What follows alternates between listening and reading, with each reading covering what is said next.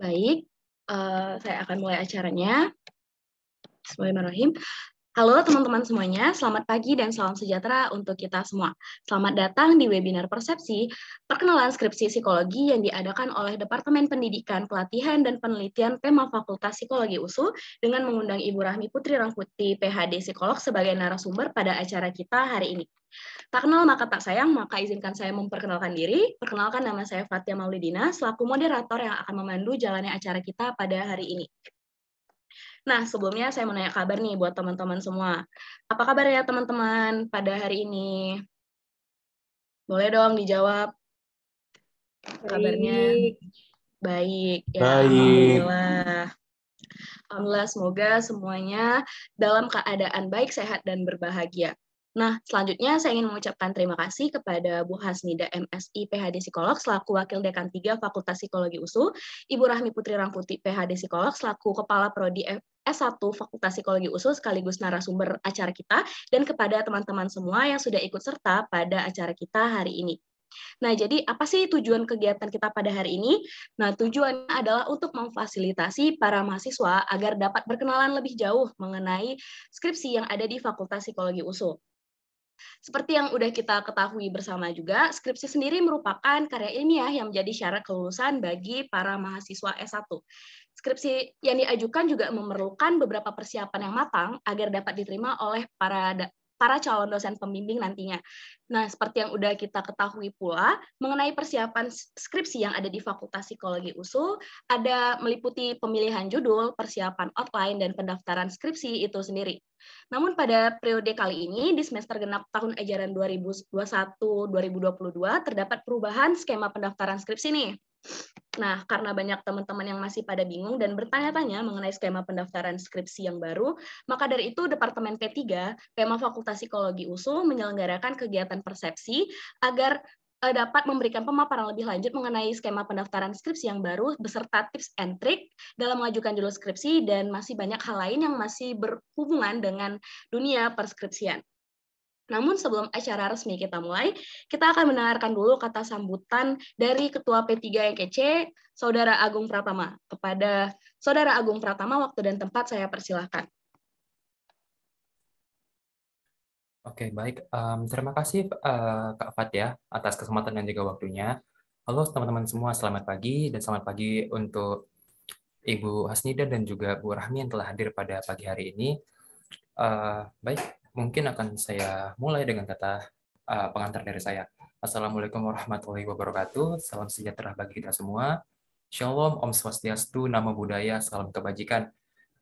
Pertama-tama marilah kita panjatkan puji dan juga syukur kita kepada Allah Subhanahu wa Ta'ala yang telah memberikan kita kesehatan dan juga kesempatan sehingga kita bisa hadir pada kegiatan kita di pagi hari ini. Tak kenal maka tak sayang. Oleh karena itu, perkenalkan, nama saya Agung Pratama dari Fakultas Psikologi Universitas Sumatera Utara angkatan 2018, sekaligus Ketua dari Departemen Pendidikan, Pelatihan, dan juga Penelitian, atau yang bisa disingkat P3 dari PEMA Fakultas Psikologi USU. Kemudian, yang saya hormati, Ibu Asnida PhD Psikolog, selaku Wakil Dekan 3 Fakultas Psikologi USU yang telah hadir bersama kita pada pagi hari ini. Yang saya hormati, Kak Valerian Hafifah selaku Wakil Gubernur PEMA Fakultas Psikologi USU yang telah hadir pada pagi hari ini, dan yang saya hormati Ibu Rahmi Putri Rangkuti PhD Psikolog selaku Kaprodi S1 Psikologi USU sekaligus narasumber kita pada pagi hari ini yang juga telah bersama kita di dalam room Zoom kali ini. Tak lupa yang saya banggakan rekan-rekan panitia dan juga peserta Wismart Persepsi yang telah hadir pada pagi hari ini. Selanjutnya, mungkin udah ada disclaimer sedikit dari Kak Fatia selaku moderator kita sebelumnya, bahwa topik utama yang akan kita bahas pada pagi hari ini adalah mengenai skripsi, terutama perkenalan skripsi psikologi di Fakultas Psikologi kita. Kita tahu bahwa skripsi itu sendiri adalah tugas akhir mahasiswa yang merupakan penelitian yang nanti akan menghasilkan karya tulis ilmiah yang menjadi persyaratan kelulusan bagi mahasiswa untuk menggapai gelar sarjananya di tingkat S1. Nah, biasanya skripsi ini sendiri memang membahas tentang fenomena ataupun permasalahan yang ada di bidang ilmu tertentu, yang dalam hal ini adalah ilmu psikologi, dan kita akan menggunakan kaidah-kaidah keilmuan psikologi yang telah kita pelajari dari awal hingga akhir untuk mencari solusi ataupun untuk mendalami permasalahan tersebut. Dan tentu saja untuk mengambil skripsi ini, mahasiswa itu harus menempuh banyak sekali persyaratan. Salah satu ada persyaratan seperti pemenuhan minimal SKS, pemenuhan minimal SKS untuk mengambil skripsi, kemudian ada jalur administratif, ada yang disebutkan Kak Fastia sebelumnya, ada ada pengajuan judul skripsi dan juga seleksi yang akan dilakukan, yang juga sebenarnya saat ini sedang berlangsung gitu. Kemudian nanti dilanjutkan dengan pembuatan proposal skripsi hingga ke tahap terakhir, yaitu sidang skripsinya itu sendiri begitu. Nah, kita juga tahu bahwa ada alur baru nih di Fakultas Psikologi mengenai pengajuan skripsi itu di fakultas mulai dari semester ini. Sehingga karena hal itu muncullah program ini, Wismart, mengenai persepsi perkenalan skripsi psikologi, yang akan menjadi wadah dan juga mewadahi atau memfasilitasi untuk penyaluran informasi terkait alur skripsi baru di Fakultas Psikologi USU ini kepada rekan-rekan mahasiswa semuanya. Nah, dan semua hal ini akan kita bahas bersama Ibu Rahmi selaku narasumber kita dan juga Kaprodi S1 kita yang telah hadir pada pagi hari ini. Diharapkan dengan adanya kegiatan ini, kita semua mahasiswa mampu mendapatkan tambahan informasi dan juga menyebarluaskan informasi yang telah kita dapatkan, sehingga seluruh mahasiswa yang ada di fakultas mengetahui informasi yang tepat mengenai skripsi di Fakultas Psikologi ini. Begitu. Harapannya kita semua dapat aktif dengan memanfaatkan waktu yang sesingkat mungkin untuk bertanya kepada Ibu Rami. Orang mencari kawan lagi. Kalau udah kayak itu, tiba-tiba kawan kok di sini. Terpaksa mengenati. Semoga informasi yang kita dapatkan dan diskusikan dari tanya jawab dan juga pemaparan materinya dapat disebarluaskan demi menambah wawasan kita bersama semua di Fakultas Psikologi. Mungkin hanya ini yang dapat saya sampaikan. Lebih kurang mohon maaf. Begitu juga jika terjadi kesalahan kata ataupun tindakan selama kegiatan ini berlangsung. Saya mohon maaf yang sebesar-besarnya. Akhir kata, Assalamualaikum warahmatullahi wabarakatuh. Selamat pagi semuanya.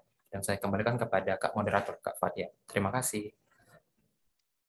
Baik, terima kasih Saudara Agung yang sudah memberikan kata sambutannya. Selanjutnya kita dengarkan kata sambutan dari perwakilan BPH PEMA Fakultas Psikologi USU, Saudari Valerin Pasaribu. Kepada Saudari Valerin, waktu dan tempat saya persilahkan. Baik, terima kasih Fatia. Assalamualaikum warahmatullahi wabarakatuh. Selamat pagi semua. Apa kabarnya nih? Semoga semuanya dalam keadaan sehat-sehat ya. Ya, puji dan syukur kita panjatkan kehadirat Allah Subhanahu wa Ta'ala yang telah memberikan rahmat-Nya kepada kita semua sehingga kita dapat menghadiri acara ini. Yang terhormat Bu Rahmi selaku ketua program studi, dan yang terhormat Bu Hasnida selaku wakil dekan 3 Fakultas Psikologi USU, dan yang saya sayangi teman-teman semua yang setelah berhadir di kegiatan ini, saya ucapkan terima kasih, dan terima kasih juga khusus kepada anggota Departemen P3 yang telah merealisasikan acara ini. Nah, seperti yang teman-teman udah baca di flyer ya, yang udah dapat infonya, itu nama kegiatan kita ini adalah Wismart. Ini Wismart itu dirancang oleh Departemen P3 dari PEMA Fakultas Psikologi USU. Jadi Wismart ini udah dilakukan. Namun yang kali ini topiknya tuh beda-beda. Nah, topik yang kali itu namanya persepsi alias perkenalan skripsi psikologi. Wah, asik kali kan? Nah, aku yakin teman-teman di sini tuh sebagian besar tuh mau atau sedang menjalani skripsi. Dan aku nggak nyangka rupanya ada anak 20 juga, anak 19 juga excited ya. Wah, ternyata nggak yang 18 aja nih. Ada juga yang 19-20. Nah, jadi ya berharapnya di sini tuh bisa membantu teman-teman semua yang mau atau sedang menjalani skripsi. Dan aku juga baru ngambil skripsi per semester ini. So, Wismart kali ini tuh benar-benar relate dengan kebutuhan kita pada saat ini, dan aku berharap bisa sangat membantu teman-teman semua lah dalam menjalani skripsinya itu. Dan mungkin teman-teman belum tahu semua nih kalau kita tuh udah pakai sistem Kaprodi. Nah, jadi kalau misalnya teman-teman nyadar tuh di grup FB, Bu Rahmi kan sering tuh ngasih informasi ya, khususnya terkait skripsi. Nah, betul, karena Bu Rahmi itu selaku Kaprodi kita saat ini. Nah, jadi dengan diundangnya Bu Rahmi di acara ini, semoga bisa membantu teman-teman, ya bisa menjembatani teman-teman semua informasi terkait skripsi gitu, karena aku yakin pasti ada aja tuh yang bingung, ya kan, termasuk aku juga masih ada beberapa yang bingung. So selamat datang di acara Wismart, dan aku mohon kegiatannya tuh disimak dari awal sampai akhir dan manfaatkan sebaik-baiknya. Sekian dari saya, wassalamualaikum warahmatullahi wabarakatuh, selamat pagi semua. Oke, baik. Terima kasih kepada Saudari Valerin yang telah memberikan kata sambutan. Selanjutnya kita dengarkan bersama-sama kata sambutan dari Wakil Dekan 3 Fakultas Psikologi USU, Ibu Hasnida MSI PhD Psikolog. Kepada Ibu Hasnida, waktu dan tempat saya persilahkan. Terima kasih. Assalamualaikum warahmatullahi wabarakatuh. Suara saya kedengaran? Terdengar, Bu? Terdengar, ya. Baik. Puji syukur kita panjatkan kehadiran Allah karena sampai saat ini kita diberikan kesehatan sehingga dapat mengikuti kegiatan yang diselenggarakan oleh P3 ya, diketuai oleh Saudara Agung Pratama. Ya. Saya sudah beberapa kali melihat kegiatan dari Wismart, ini cukup aktif mereka ya berkegiatan. Ya.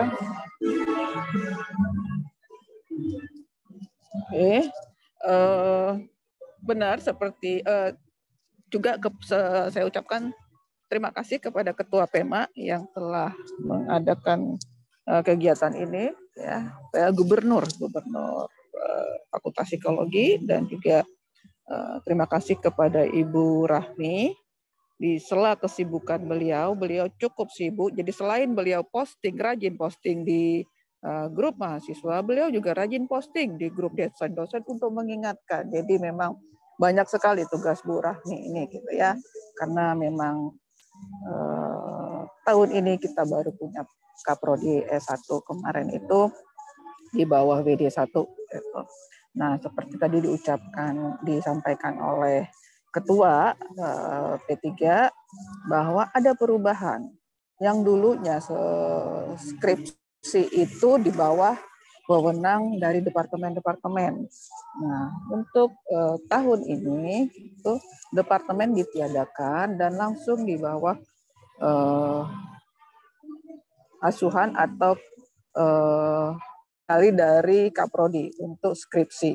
Nah, bagaimana alurnya, bagaimana prosedurnya, itu nanti akan dijelaskan lebih rinci oleh Ibu Rahmi. Dan kemudian di situ juga akan Bu Rahmi mudah-mudahan memberikan tips gitu. Judul-judul seperti apa sih yang tidak ditolak oleh dosen-dosen, karena ada judul-judul yang membingungkan sehingga nanti proposalnya itu dibalikin ke mahasiswa, ya. Saya rasa saya tidak memberikan kata-kata yang panjang lebar karena sudah disampaikan oleh tadi Agung dan Valerin, ya. Jadi sekali lagi saya ucapkan selamat kepada P3 yang cukup aktif ini, baru sekarang tanggal berapa ya? Tanggal 10, tanggal 8 ya, 8 Januari sudah mengadakan kegiatan mahasiswa, ya. Saya apresiasi untuk itu. Dengan ini kegiatan persiapan skripsi psikologi saya buka. Assalamualaikum warahmatullahi wabarakatuh.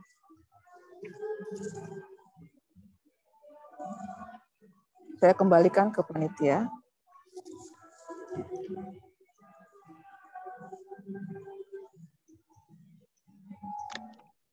Baik, terima kasih kepada Ibu Hasnida yang telah meluangkan waktu untuk memberikan kata sambutan di acara kita hari ini. Selanjutnya, sebelum kita masuk ke kegiatan inti, saya mau mengajak teman-teman untuk berkenalan dulu nih dengan Ibu Rahmi Putri Rangputi. Nah, jadi kita bacakan beberapa CV Bu Rahmi. Next. Nah, Bu Rahmi sendiri lahir di Medan pada tanggal 3 Februari tahun 1986 dan mempunyai latar belakang pendidikan. Yang pertama ada pernah berkuliah di S1 Fakultas Psikologi USU pada tahun 2003 sampai 2007, kemudian dilanjutkan dengan studi S2 di program pendidikan profesi psikologi jenjang magister kekhususan klinis anak USU pada tahun 2007 sampai 2009, kemudian dilanjutkan S3 di Universitas de Poitiers, Prancis pada tahun 2016 sampai 2020. Next.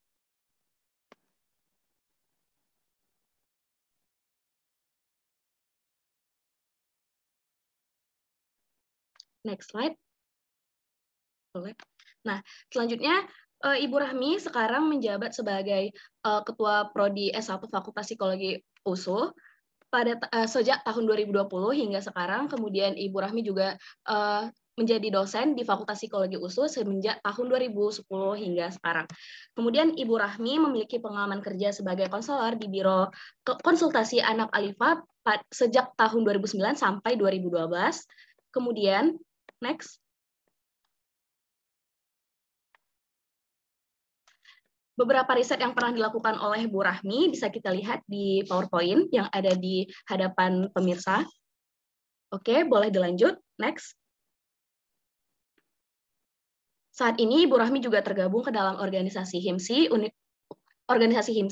Sumatera Utara dan menjadi anggota dari Ikatan Psikologi Klinis Indonesia. Oke, setelah kita berkenalan singkat dengan Ibu Rahmi, kita sapa dulu nih Ibu Rahminya. Halo Bu Rahmi, selamat pagi. Selamat pagi. Apa kabarnya Bu? Alhamdulillah baik. Oke, baik Bu. Mungkin Ibu mau menyapa dulu, menyapa peserta.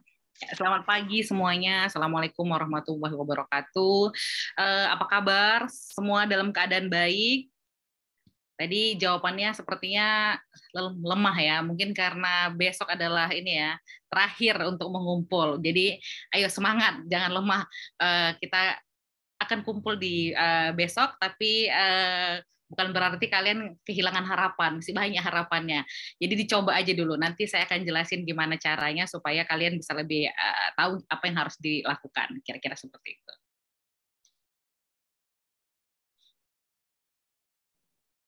Oke Bu, sudah selesai memberikan ininya. Nanti kita lanjut di ini aja ya. Oke. Nah, tanpa berlama-lama lagi, mari kita persilahkan Ibu Rahmi untuk menyampaikan materi yang akan Ibu sampaikan pada hari ini. Oke, kepada Ibu Rahmi, saya persilahkan. Oke, baik. Bentar ya, saya akan sharing screen-nya.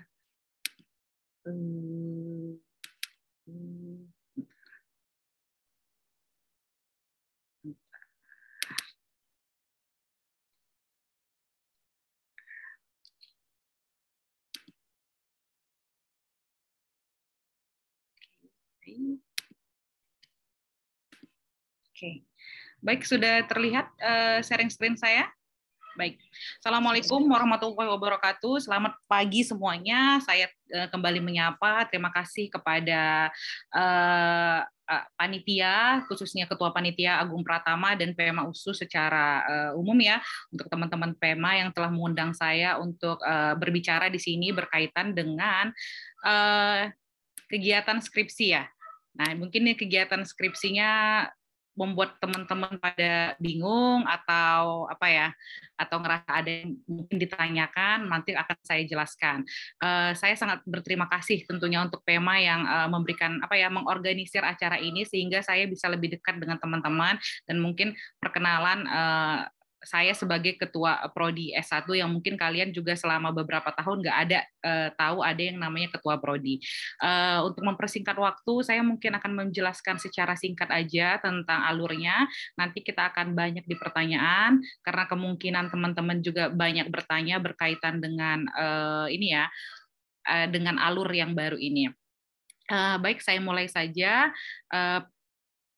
Hari ini kita akan masuk dalam 3 topik utama, yaitu skema pendaftaran skripsi, periode semester genap 2021-2002, lalu tips and trik dalam pemilihan judul skripsi, dan hal apa saja yang perlu diperhatikan agar outline skripsi kalian diterima. Kita akan mulai untuk yang pertama dari skema pendaftaran skripsi. Nah, mungkin teman-teman akan bertanya, kenapa ya? Kok jadi berubah gitu kan? Kemarin mungkin ada yang sudah pernah ikut pertama atau sudah pernah melihat kakak seniornya ikut serta dalam mata kuliah skripsi, tapi saat ini kenapa ada terjadi perubahan gitu. Nah, tadi juga udah dijelaskan oleh Bu Mila kenapa terjadi perubahan, karena ada beberapa hal. Yang pertama itu adalah karena adanya perubahan struktur organisasi di Fakultas Psikologi USU. Nah, jadi kalau kalian 5 tahun lalu masih ada yang namanya ketua prodi. Jadi ketua prodi ada, tapi di 5 tahun belakang ini kaprodinya sudah ada, ditiadakan. Waktu itu ada restrukturisasi, dan sekarang ini dikembalikan lagi, ada kaprodi di bawah WD1. Nah, setelah ada perubahan ini juga ada perubahan berkaitan departemen. Mungkin kalian notice atau mungkin kelewat bahwa saya selalu bilang bagian-bagian kan, mau masuk bagian mana gitu. Nah, karena saat ini departemen sudah dihapuskan, diganti dengan bagian. Nah, jadi pekerjaan-pekerjaan yang awalnya diserahkan ke departemen dikembalikan kepada kaprodi. Jadi bagian-bagian Fakultas Psikologi ini sekarang lebih ke arah minat dosen.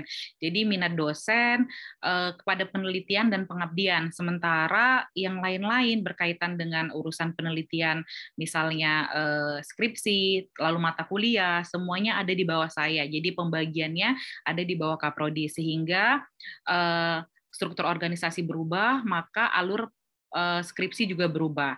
Nah, lalu saat ini saya sebagai kaprodi dan membawahi mata kuliah seluruhnya sekaligus skripsi membuat kebijakan baru dalam hal seleksi. Jadi untuk saat ini saya meminta setiap dosen memiliki topik atau minat penelitian. Nah, jadi dosen mungkin dulu kalian kan familiar dengan misalnya departemen, kira-kira topik penelitiannya apa. Kalian nggak tahu dosennya yang mana, gitu ya. Nah, tapi saat ini saya meminta dosen untuk memberikan topik masing-masing sendiri minatnya pada penelitian untuk bisa ditampilkan di di pengumuman kalian. Walaupun ada 2 departemen yang menganggap bahwa kami inginnya tetap model yang lama, bahwa kami secara keseluruhan kira-kira nanti akan dibagi sebanyak siapa mahasiswa yang akan masuk ke bagian tersebut. Nah, lalu mahasiswa diminta untuk menulis outline sesuai dengan minat. Jadi kali ini sama mungkin seperti yang dulu, cuma kan kalau seandainya tidak ada topik, kadang-kadang kalian juga akan bingung mau topik mana yang mau ditulis. Lalu perubahan ini mengacu pada evaluasi sebenarnya. Pertama, mahasiswa yang mengikuti mata kuliah skripsi sering itu lebih dari 1 semester. Kenapa? Karena mungkin banyaknya variasi judul mahasiswa yang dibimbing satu dosen. Ketika nanti dosennya punya anak bimbingan 8, lalu judulnya 8, maka variabelnya kan akan 16 ya. Nah, jadi itu akan menyulitkan dosennya juga untuk misalnya memberikan masukan mengenai kira-kira teori apa yang harus dipakai, misalnya jurnal apa. Sementara kalau seandainya satu dosen memiliki satu materi punya teorinya, dan ketika kalian stuck teorinya akan dibantu sama dosennya, begitu juga dengan alat ukur dan lain-lain gitu ya. Nah, jadi alasan perubahan. Jadi saya mengevaluasi yang terjadi, dan itulah yang saat ini saya buat sebagai solusi pertama yang bisa dilakukan. Jadi ini mungkin adalah bagian uji coba, mungkin kalau seandainya semester depan kita evaluasi apakah efektif atau tidak, maka saya akan membuat perubahan-perubahan lainnya berkaitan dengan usaha agar setiap mahasiswa bisa skripsi dalam 1 semester. Nah, jadi rencana perubahan ini berkaitan dengan diskusi saya dengan teman-teman sejawat, berarti dosen-dosen juga. Jadi kami menerapkan konsep penelitian payung. Nah, kalau konsepnya penelitian payung yang tadi saya jelaskan bahwa masalah teori, masalah jurnal, masalah alat ukur yang kalian kadang-kadang bingung, itu akan teratasi dengan mudah di model penerapan konsep ini gitu ya, konsep penelitian payung. Jadi satu dosen memayungi satu topik dan kalian akan masuk di bagiannya. Misalnya nanti variabel independennya sudah ada, nanti variabel dependennya sudah ada, nanti kalian mencari tinggal variabel independennya gitu. Nah, jadi lalu mahasiswa melamar sesuai minatnya. Jadi saya berharap ketika kalian punya minat pada suatu hal tertentu, kalian bisa memilih. Jadi bukan misalnya, aduh saya nggak punya minat di sini, tapi saya harus memilih di satu tempat. Nah, lalu dosen menilai apakah outline mahasiswa layak untuk diterima. Nah, nanti kita akan bicara outline-nya. Jadi bukan kalian yang memilih dosennya atau topiknya, memang kalian memilih, tapi akan dosen yang melihat bahwa yang dosen rasa itu bahwa tulisannya bagus, effortnya ada, dan kelihatan minatnya gitu ya. Nah, itu yang akan diterima dan kalian tentu akan bersaing dengan dosen-dosen lainnya. Lalu terinspirasi dari sistem sistem seleksi perguruan tinggi luar negeri. Biasanya kalau di luar negeri, mahasiswa dosen akan kasih topiknya, mahasiswa yang akan melamar. Jadi saya mencoba kira-kira apakah model ini berhasil di fakultas kita juga. Oke. Ini latar belakang perubahan. Nah, sekarang saya akan masuk ke panduan ini, jadi panduan umum. Ini juga yang saya jelaskan pada teman-teman ya. Jadi sudah saya posting di Facebook. Nah, kegiatan pendaftaran skripsi di semester genap ini dilakukan secara daring. Jadi secara online, pengumpulan berkas itu melalui 2 cara. Jadi dan dilakukan secara bersamaan. Jadi kalian mengirim ke Jadi dua-dua harus dilakukan. Ketika kalian misalnya ngirim pada dosennya, maka kalian juga harus mengisi pada pendaftaran Google Form yang saya kirimkan. Kenapa saya lakukan seperti itu? Karena langsung menerima dan membaca, oh anaknya pengennya ini. Dosennya sudah punya waktu untuk bisa menyatakan oke atau tidak. Nah, sementara yang Google Form adalah syarat administrasi yang saya harus seleksi. Apakah kalian misalnya KHS-nya cukup, IPK-nya cukup, mata kuliahnya apakah sudah sesuai gitu kan. Nah, lalu nanti kalau seandainya terjadi permasalahan misalnya kirim ke dosen, maka nanti pada habis tanggal 9 setelah saya juga udah sudah menseleksi, saya akan mengirimkan Google Form ini, hasil Google Form kepada dosennya, dan kalau umpamanya dosen yang ngerasa bahwa kayaknya filenya kurang nih di sini, coba dicek di bit yang kalian kan saya buat, tolong dikirim Google Link ya gitu ya. Nah, itu akan dicek oleh dosennya. Nah, dosen juga akan nanti menilai apakah anak yang melamar pada dosen tersebut diiyakan, di ACC atau tidak. Nah, jadi dua-dua ini harus dilakukan. Jadi melakukan pada saja dikirim, tapi tidak mengirim kepada saya, maka saya bisa menyatakan bahwa kalian tidak dinyatakan lulus. Begitu juga kalau seandainya hanya mendaftar di skripsi genap saja di Bitly ini di Google Form, tapi dosennya tidak terima, maka juga bisa dianggap gugur. Seperti itu. Jadi saya maunya sekali 2 jalan, kalian juga punya kesempatan untuk segera di feedback, maksudnya dosennya juga segera ngelihat, oh ini anaknya siapa yang duluan melamar, sehingga mungkin kalian kemungkinan untuk diterima lebih duluan. Nah, cuma saya butuh rekapan. Ya, nah jadi yang kemarin saya posting terakhir bahwa ada beberapa anak yang menghubungi dosen secara WA, gitu ya. Nah itu menurut saya tidak sesuai dengan aturan. Jadi kalian menghubungi Pak, tolonglah bimbing saya, Bu, tolong bimbing saya. Kalian kan berarti kalian nggak ngirim, misalnya kalian nggak ngirimkan outline-nya. Berarti kan kalian sudah melakukan kecurangan ya menurut saya, karena kalau begitu kamu ditidakkan, kamu bisa coba ke dosen lain. Berarti kan kamu sudah membuat kesempatan orang lain gitu loh. Kesempatan orang lain juga kamu curangi gitu. Harusnya kan setiap orang punya kesempatan satu saja. Nanti kalau seandainya tidak lulus, kita akan masuk ke tahap 2. Jadi saya harap lakukanlah dengan jujur. Karena kalau kita berjalan dengan baik, insya Allah tuh hasilnya akan lebih baik gitu daripada kita berlaku yang curang gitu. Oke, ini dua hal ini harus dilakukan bersama-sama. Jadi begitu kalian kirim ke saya dengan Google Form, maka kirimkan juga kepada dosen yang bersangkutan, atau untuk bagiannya sosial sama bagian perkembangan dikirim pada satu dosen. Kalau perkembangan ke Ibu Ade, kalau ke sosial kirimkan ke Kak Ridoy. Oke. Baik, selanjutnya, berkas pendaftaran dan outline skripsi dikumpul paling lambat pada tanggal 9 Januari 2022, jam 5, berkas yang terlambat dikumpul tidak akan diproses. Lalu pengumuman daftar mahasiswa yang diterima akan direncanakan pada tanggal 14 Januari 2022. Kenapa dibuat di situ? Bagi pada tahap 1, maka dapat mengikuti tahap 2.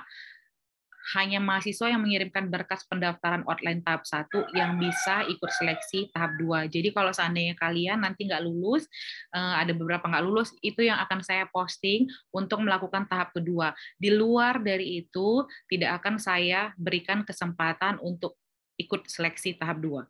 Jadi harus ikut tahap 1 dan 2. Oke.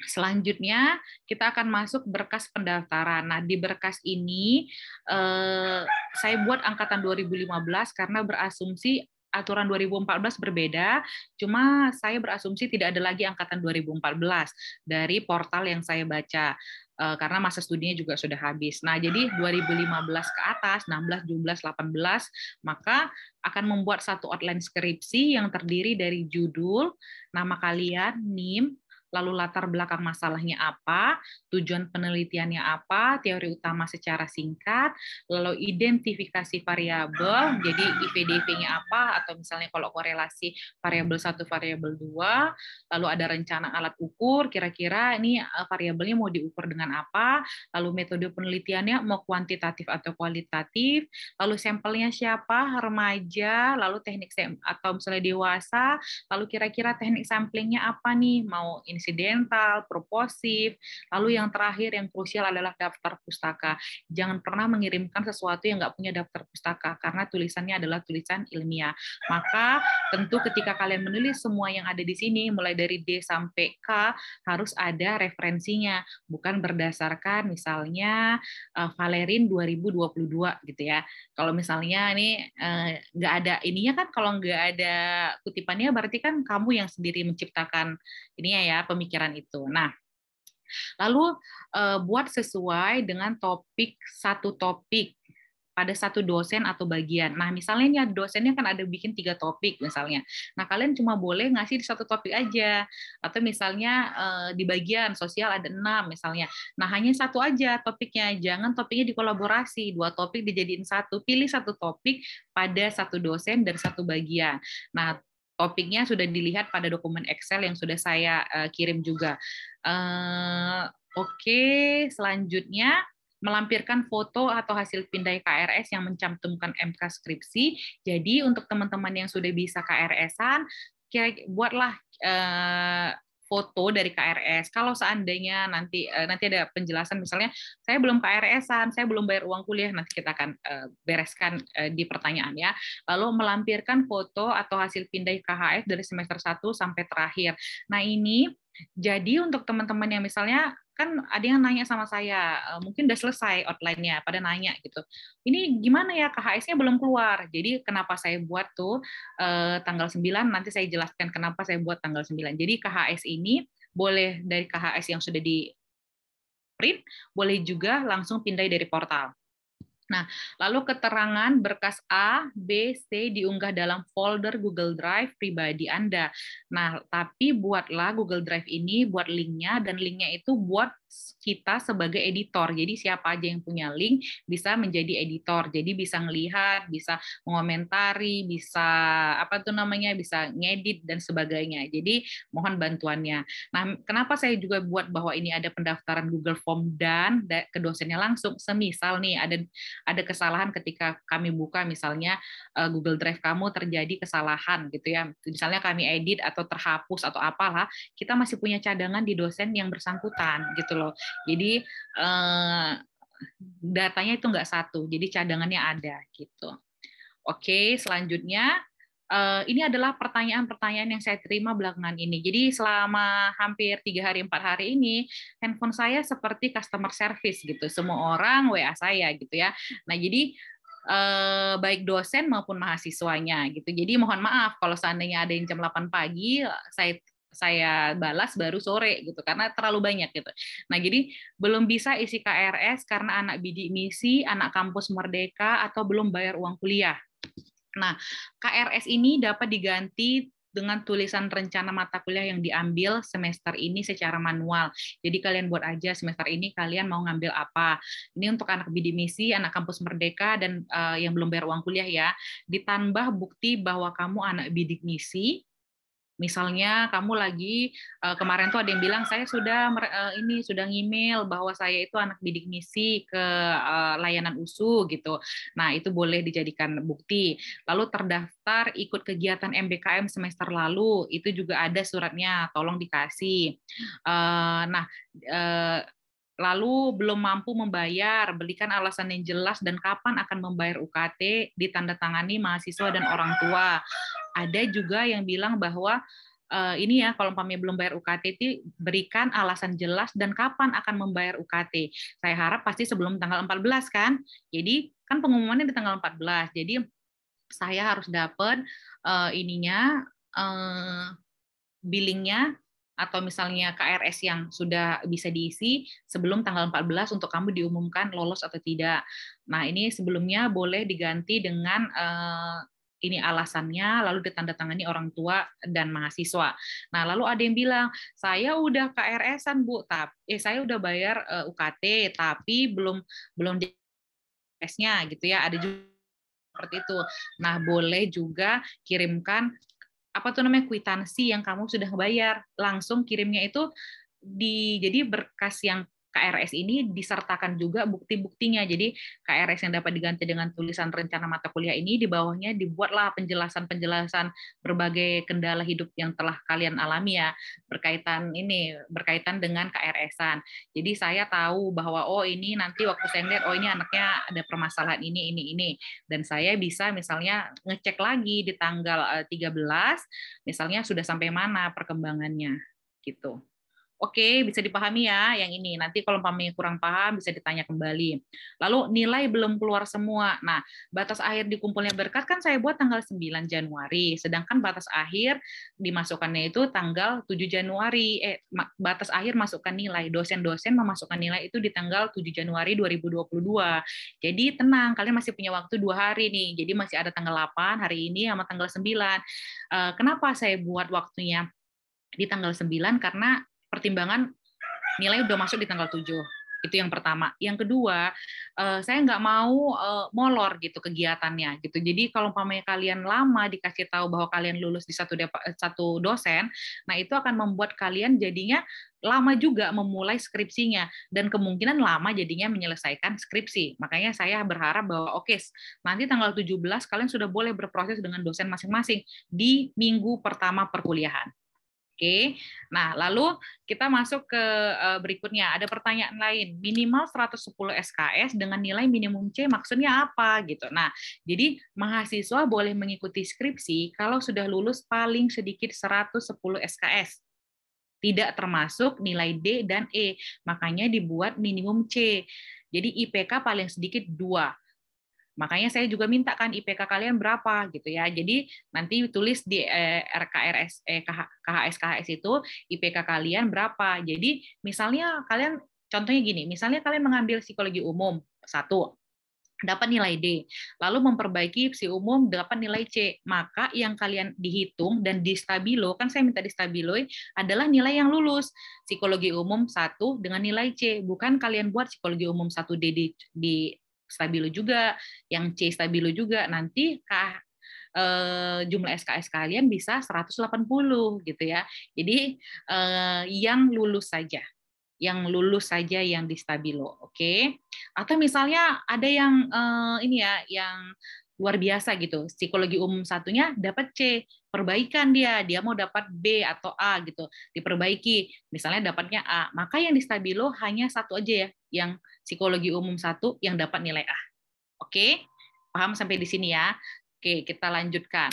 Nah, ini pertanyaan-pertanyaan. Kita akan masuk ke bagian yang kedua. Nanti boleh dilanjutkan lagi kalau ada pertanyaan yang lain. Tips and trik dalam memilih judul skripsi. Nah, jadi kalau ini kan tipsnya kebetulan memang dari saya sendiri ya. Mungkin di tempat lain ada dosen-dosen lain punya tips yang beda. Nah, lalu penelitian pada hal-hal baru yang bukan penelitian yang sifatnya jenuh. Jadi, kalian harus berpikir bahwa cari materi atau cari penelitian judul yang kira-kira itu sangat kekinian gitu loh. Yang nggak jenuh gitu, yang nggak kayaknya kalau kamu cari di internet, begitu kamu cari, misalnya kamu buat hubungan ini dengan ini, muncul 1000 judul, atau misalnya muncul 300 judul. Nah, berarti kamu pikir bahwa oh ini mungkin penelitiannya sudah jenuh. Nah, tapi kalau seandainya kamu bikin judulnya penelitian masih baru-baru, 2020, 2019, jumlahnya sedikit, maka itu bisa dijadikan suatu hal yang mungkin mau kamu angkat. Jadi, menelitilah pada hal-hal yang baru, yang kira-kira saat ini lagi happening untuk diteliti, belum banyak diteliti, itu akan menambah judul kalian tuh jadi lebih. Saya kasih contoh, misal waktu COVID mulai muncul. COVID muncul itu kan suatu hal yang happening ya waktu itu. Nah, tapi kalau sekarang kalian buat COVID, kalian tulis di COVID-19, mungkin ada ribuan penelitian. Oke, sebelumnya dulu saya pernah kasih tips sama mahasiswa saya, PA, saya bilang, ayo, waktu itu Gojek baru di Medan. Dulu kan Gojek, maksudnya Gojek itu nggak populer ya di Medan ya. Orang nggak mau nih Gojek karena harus boncengan sama orang lain gitu ya. Terus kan kesannya Gojek itu kan yang ada di Sumatera itu daerah pinggiran. Ya kan, kalau dulu bahasanya, kalau zaman-zaman saya itu namanya RBT gitu, zaman-zaman di kampung gitu. Nah, tapi bagaimana caranya Gojek ini bisa masuk dari persepsi kita yang kayaknya itu kan kampungan jadi hal yang biasa gitu di di Medan. Kalau di Jakarta memang kan Gojek di mana-mana gitu ya. Tapi saat ini ojek di mana-mana kalau di Jakarta, tapi di Medan kan tidak. Dulu kan orang lebih suka menggunakan misalnya taksi kah, atau misalnya menggunakan becak misalnya, karena kan lebih privasi. Nah, kira-kira gimana nih konsepnya? Kenapa kita bisa berubah seperti itu? Nah, itu tulisan diterima oleh Pio waktu itu. Padahal saya bukan dosen PIO ya, saya kan dosen perkembangan. Nah, jadi itu, intinya apa sih yang baru, kira-kira yang menarik untuk diteliti, lalu pilih judulnya menarik, tidak terlalu panjang, dan memuat aspek psikologis. Nah, jadi kalian nggak boleh buat, dulu saya selalu bilang bahwa setidaknya hitung judul kalian, jangan sampai lebih, ya, karena itu membosankan terlalu panjang. Memuat aspek psikologis. Ada beberapa mahasiswa yang dia tidak memuat aspek psikologis. Jadi dia ngelihat sesuatu tuh nggak bisa dipadankan ke dalam aspek psikologis. Saya lupa judulnya apa, cuma kadang-kadang tuh kita bingung, ini aspek psikologisnya apa ya? Jadi kalau kalian pilih judul, kalian lihat kira-kira ada nggak ya di buku psikologi aspek ini, istilah ini dikenal nggak dalam psikologi. Waktu itu kalau nggak salah saya ada tentang kegemaran terhadap figur Korea gitu, idol, tapi bahasanya istilahnya aneh gitu, istilahnya kurang sesuai, dan ketika dipadankan di dalam psikologi nggak ketemu gitu. Nah, kalau nggak ketemu ini yang sulit, karena kalian masih S1. Kalau kalian penelitian nanti S3, kalian boleh bikin definisi sendiri, buat sendiri berdasarkan pemikiran kalian. Tapi kalau itu masih berkaitan dengan konsep psikologi. Yang ketiga, pilih sesuai minat. Nah, kenapa saya bilang pilih sesuai minat? Sehingga kamu akan antusias selama pengerjaan. Misalnya nggak ada yang namanya skripsi yang dikerjakan tanpa kamu mengerjakannya selama 6 bulan itu saja, maka kamu harus minat. Kalau kamu tidak minat, kamu akan kehilangan antusias kamu ketika mengerjakan. Minat itu dibangun dari rasa ingin tahu. Apa sih sebenarnya kamu pengen tahu, kamu bertanya-tanya, penelitian saya ini apa nantinya. Nah, kalau seandainya itu tidak ada, maka kamu juga tidak akan tertarik untuk melakukan penelitian tersebut. Saya kasih contoh. Misalnya saya penelitian saya memang berkaitan dengan internet dan kecanduan. Saya meneliti tesis selama 4 tahun. Kamu bayangkan kalau saya nggak minat di dalam materi itu, saya akan berkutat dalam 4 tahun pengerjaan dengan materi yang sama, membaca jurnal yang sama, melihat situasi yang sama. Nah, jadi minat penting. Walaupun kalian nggak sampai 4 tahun ya untuk skripsi, tapi saya pikir 6 bulan pun kalian harus membangun minat kalian, rasa ingin tahu kira-kira hasil penelitian ini apa nantinya. Apa yang bisa saya kasih kontribusinya dari hasil penelitian ini. Ya, itu yang ketiga. Lalu fokus pada fenomena yang dekat dengan Anda. Hal yang meresahkan Anda, dan bisa Anda jelaskan langsung fenomenanya dalam masyarakat. Jadi nggak usah ngelihat hal-hal yang sifatnya jauh, tapi lihat di sekitar kamu, apa yang kira-kira dekat gitu dengan kamu, dipahami oleh lingkungan kamu, dan kamu bisa ngejelasinnya secara secara gampang gitu, karena dia memang kamu alami sehari-hari, atau orang-orang di lingkungan kamu mengalaminya sehari-hari gitu. Itu tips yang keempat gitu. Jadi tahu fenomenanya apa. Jadi kalau kalian belajar metodologi kan ada itu ya, kesenjangan antara desain dan dasolen gitu. Apa yang seharusnya secara teoritik, apa yang ada di lapangan. Lalu misalnya kamu cerita tentang ada ketimpangan nih, ada kesenjangan, ada gap nih antara apa yang seharusnya dengan apa yang kamu lihat di lapangan gitu. Harusnya misalnya misalnya mahasiswa harusnya sudah berpikir secara kritis, bisa menciptakan sesuatu. Kok tapi kayaknya kurang ya gitu. Nah, itu juga bisa diteliti. Kira-kira seperti itu. Nah, itu dari saya tip dan trik memilih judul skripsi. Waktu saya masih ada kan? Mana ininya, moderator? Masih ada, Bu. Masih ada sekitar 25 menit lagi. Oke, baik. Silahkan. Nah, terakhir nih, saya akan fokusnya nggak terlalu banyak ya. Mungkin waktunya akan kurang, tapi nanti kita akan masuk aja ke tanya jawab. Hal apa saja yang perlu diperhatikan agar outline skripsi Anda diterima? Yang pertama, sertakan fakta aktual dari berbagai sumber terpercaya. Jadi, misalnya jurnal bereputasi. Jadi, kamu ketika menjelaskan sesuatu itu, menjelaskan fenomenanya itu berdasarkan suatu sumber yang terpercaya. Misalnya kamu jelaskan Wikipedia. No, itu enggak terpercaya gitu. Atau misalnya berdasarkan artikel ini. No, itu tidak terpercaya. Yang terpercaya itu adalah jurnal, atau misalnya berita dari misalnya kamu cerita tentang kekerasan misalnya. Oke, di Kompas ada, atau misalnya di Tempo, di manalah yang surat-surat kabar yang jelas gitu ya. Itu yang akan membuat kalian lebih apa ya, mungkin diterima. Lalu referensi terbaru 10 tahun terakhir. Jadi referensinya itu harus terbaru. Jangan kalian bikin misalnya berdasarkan ini remaja mengalami misalnya kenakalan. Referensi 1999. Nah, udah nggak relevan gitu. Jadi referensi harapannya 10 tahun terakhir. Kalau bisa 5 tahun terakhir itu lebih baik. Jadi akan lebih baik jika jurnalnya adalah jurnal internasional. Jadi misalnya kalian masukkan jurnal internasional hasil penelitian yang menunjukkan hubungan antara dua variabel. Lalu saya juga kalau jangan terlalu banyak jurnal yang sifatnya nasional dan jurnalnya tidak terakreditasi, misalnya dari skripsi A, skripsi B yang belum masuk ke dalam jurnal. Lalu menulis dengan rapi dan runtun, ini penting ya.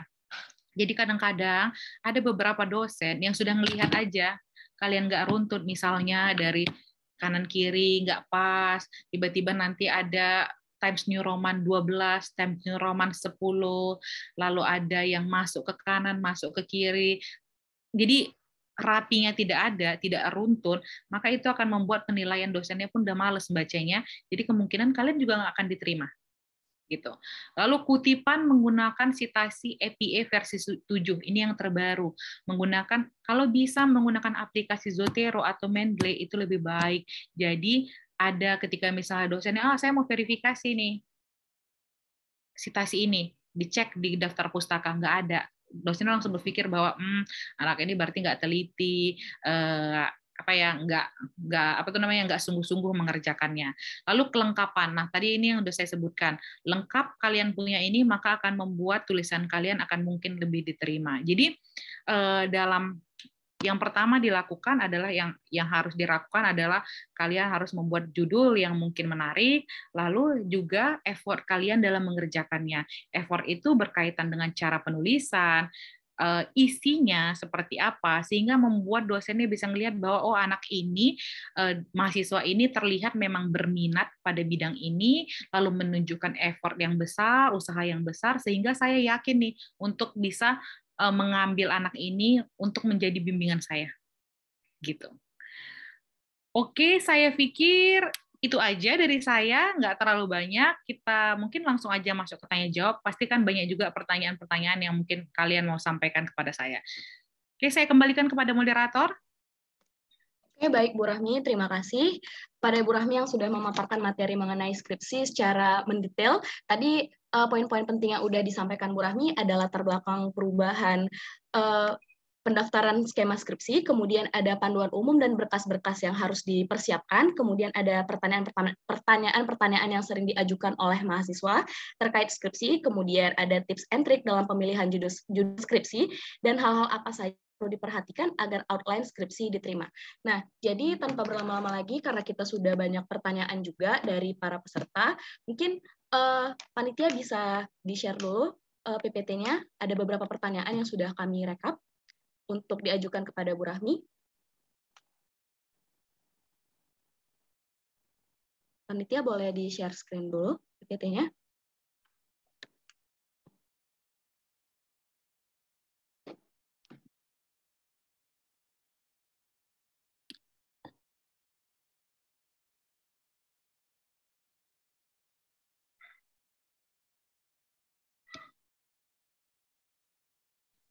Nah, jadi pertanyaan yang pertama ada, mengapa skripsi merupakan syarat wajib untuk lulus S1? Nah, kemudian pertanyaan kedua ada, bagaimana kira-kira penilaian kelayakan judul agar dapat diterima? Mungkin ini tadi juga sudah dijelaskan oleh Ibu Rahmi, tapi mungkin Bu Rahmi mau menambahkan lagi, ada yang ingin Ibu tambahkan terkait pertanyaan ini? Baik.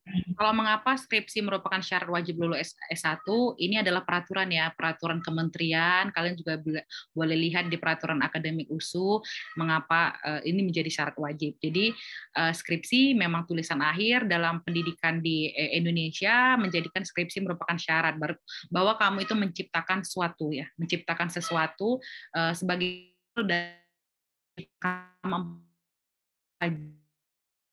karya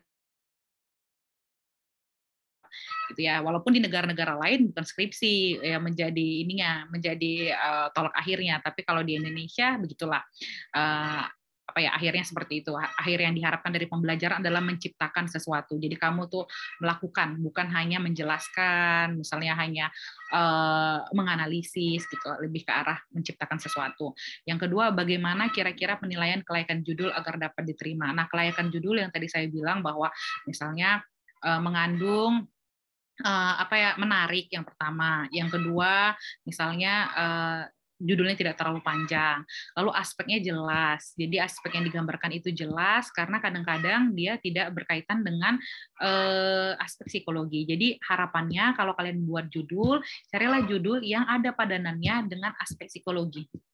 Karena kan kalian bisa ngelihat dari kehidupan sehari-hari, terus kalian bingung apa nih gitu, kalian buatlah sendiri. Jadi sebelum dia ada aspeknya secara psikologi, maksudnya istilah yang dipahami secara psikologi, maka itu tidak bisa dilakukan penelitian. Gitu. Oke, baik, terima kasih Bu Rahmi atas jawabannya. Kemudian ada next pertanyaan lagi, boleh di next. Nah, jadi kita ada pertanyaan lagi nih Bu. Kalau semester sebelumnya, setiap gelombang pengajuan judul itu mahasiswa mempunyai 2 outline yang berarti punya 2 kesempatan per gelombangnya. Nah, kalau di semester ini pengajuan outline hanya 1. Bagaimana jika nantinya pengajuan judul gelombang 1 dan 2 tidak lulus? Apakah akan dilanjutkan ke semester berikutnya atau masih ada kesempatan lain? Terima kasih. Oke, baik. Jadi semester ini kenapa tidak 2 outline? Kalau dulu kan pengerjaan outline-nya ini kalian buat 2, dia kan per departemen. Nanti departemen yang akan memilih salah satunya. Nah, kalau sekarang tidak bisa. Kalau dulu kan bagiannya cuma departemen. Sekarang ada 40 dosen yang harus memilih, dan itu akan menyulitkan kalau ada 2 outline. Kapan misalnya kamu diterima di A, kapan kamu diterima di B, sehingga dilakukan hanya 1 outline. Nah, kalian lihat bahwa sekarang ini ada 40, saya buat kuota setiap dosen 6 orang. Kalau dikali dosennya hampir sekitar 40, berarti berapa tuh? 240 kan? 240 mahasiswa yang kemungkinan akan bisa diterima sama dosen-dosennya. Sehingga memang harapannya bahwa nanti kalau umpamanya di bagian pertama kamu nggak lulus, saya akan buat ini dosen yang sisanya tinggal berapa. Jadi kalian harus berpikir bahwa kira-kira mana nih dosen yang bakal bisa nerima, gitu ya. Jadi masih kuotanya masih ada dan kalian ingin meneliti di sana. Kemungkinan kalau seandainya nanti di sesi 2, kalian juga harus lihat bahwa oh ini peluangnya mana yang bisa diterima. Kalian insya Allah saya berusaha untuk semua mahasiswa bisa diterima. Gitu. Itu yang untuk jawaban pertama.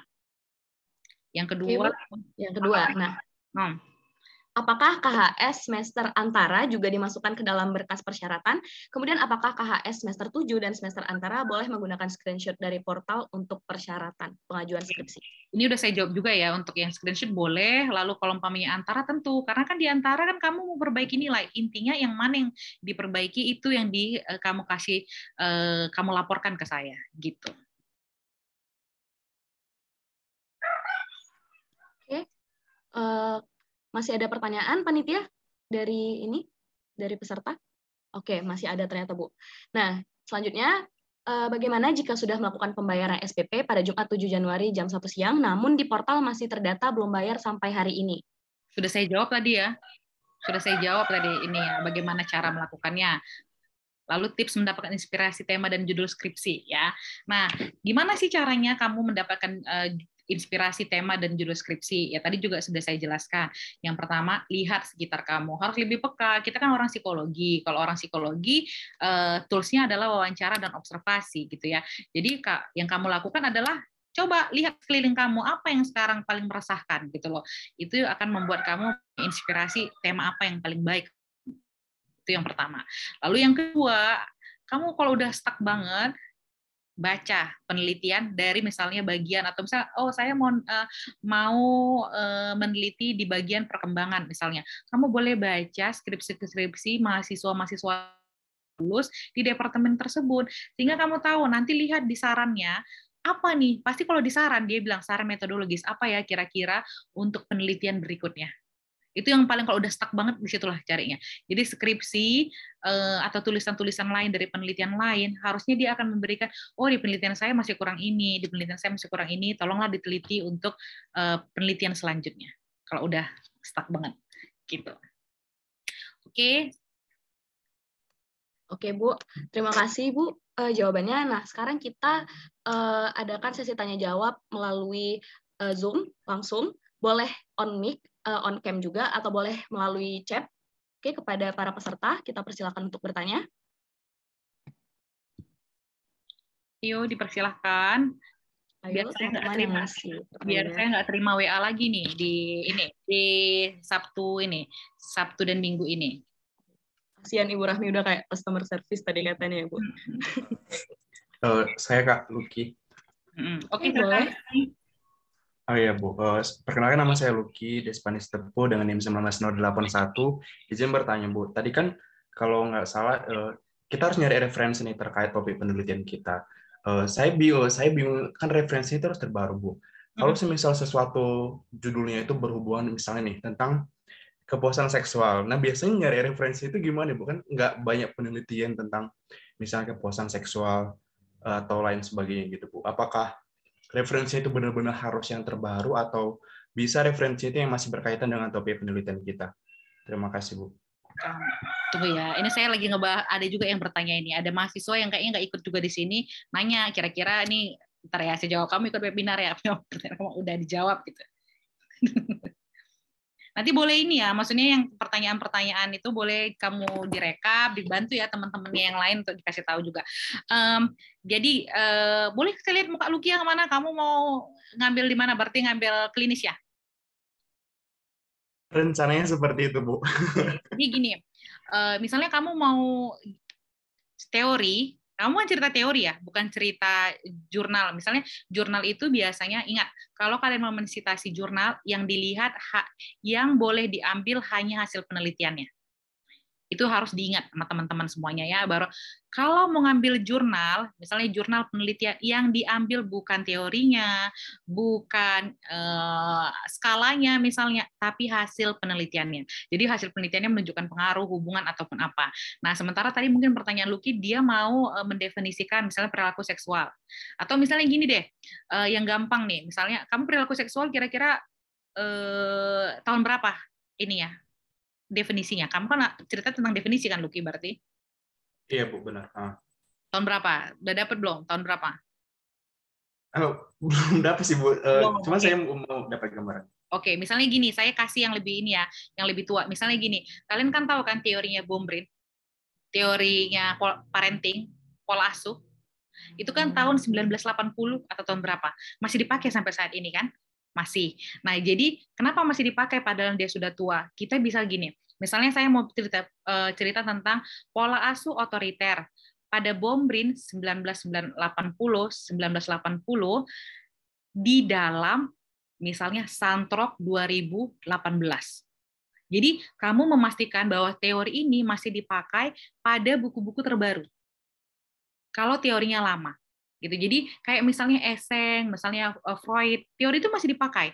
Karena apa? Buku aslinya ada, masih disitasi dalam buku-buku terbaru. Tapi juga dimasukkan sitasi lain dari buku-buku terbaru. Nah, itu menunjukkan bahwa teori ini masih dipakai, teori ini tidak usang, atau teori ini bukannya, oh udah nggak bisa dipakai lagi. Seperti misalnya Thomas, kayak Darwin misalnya dulu kan, teori kan udah usang, udah hilang gitu ya. Nah, itu berarti nggak bisa dipakai lagi, gitu. Bisa menjawabkah, Lucky? Iya, Bu. Bisa, Bu. Terima kasih banyak, Bu. Ya. Jadi gitu ya, bahwa kalau umpamanya teorinya lama, kalian cari di sitasi di buku-buku terbaru, masih dipakai atau tidak. Itu jawaban saya. Oke.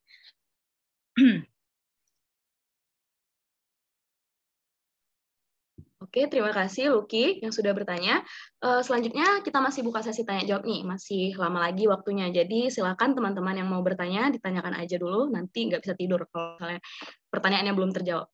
Oke, boleh on cam yang ingin bertanya atau boleh melalui chat juga boleh.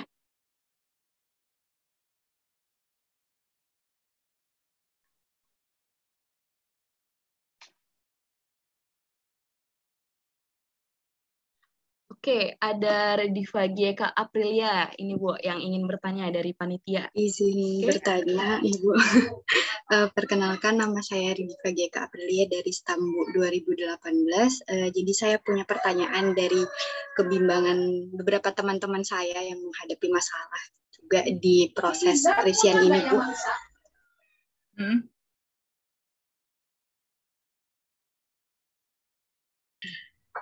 Jadi pertanyaannya gini, Bu. Apabila kita sudah mengambil matkul skripsi di semester yang lalu, apakah hitungan jumlah SKS-nya tetap dihitung dengan jumlah matkul skripsi tersebut atau dikecualikan saja? Itu yang pertama. Kemudian yang kedua, apabila ada kesalahan terkait pengisian Google Form, tapi sudah terkirim, kesalahannya itu misalnya seperti jumlah SKS atau IPK. Nah, itu apakah harus mengisi ulang atau bagaimana ya, Bu? Karena sudah terlanjur di submit. Terima kasih. Jadi, terima kasih. Yang pertama itu tentu skripsi nggak akan dibuat. Karena kan yang saya minta nilainya C. Skripsi yang kalau kamu udah ngulang, berarti kan skripsinya tidak bernilai, kan? Nah, jadi tentu skripsi tidak dihitung. Yang dihitung hanya mata kuliah dengan nilai minimum C atau nilai yang dianggap lulus. Kalau seandainya ada mata kuliah 2 kali kamu ambil dua-duanya lulus, mungkin kamu kan jiwanya pengen IPK 3,6 misalnya kan, ada nilai C diperbaiki jadi misalnya B, maka nilai B aja yang dilihat pada satu mata kuliah gitu. Jadi intinya kalau umpamanya udah ngambil skripsi tapi skripsi yang tidak bernilai, maka tidak perlu dicantumkan. Nah, yang kedua, kalau seandainya terjadi masalah, misalnya, saya melakukan kesalahan dalam pengisian yang pertama, isikan aja yang kedua, tapi lapor ke saya. Jadi lapor ke saya bahwa ini ada revisi. Jadi nanti akan saya kirimkan maksudnya begitu nanti saya masukin datanya kan, nanti kan saya urut. Kalau umpamanya ada 2 hal yang sama kan bisa dipilih nih yang paling terbaru yang dianggap benar gitu. Oke, itu jawabannya. Ada lagi nggak yang kelewatan? Udah Ibu, dari saya sudah cukup. Baik. Terima kasih. Ya, sama-sama. Ada lagi? Oke, masih dipersilakan kepada teman-teman yang ingin bertanya.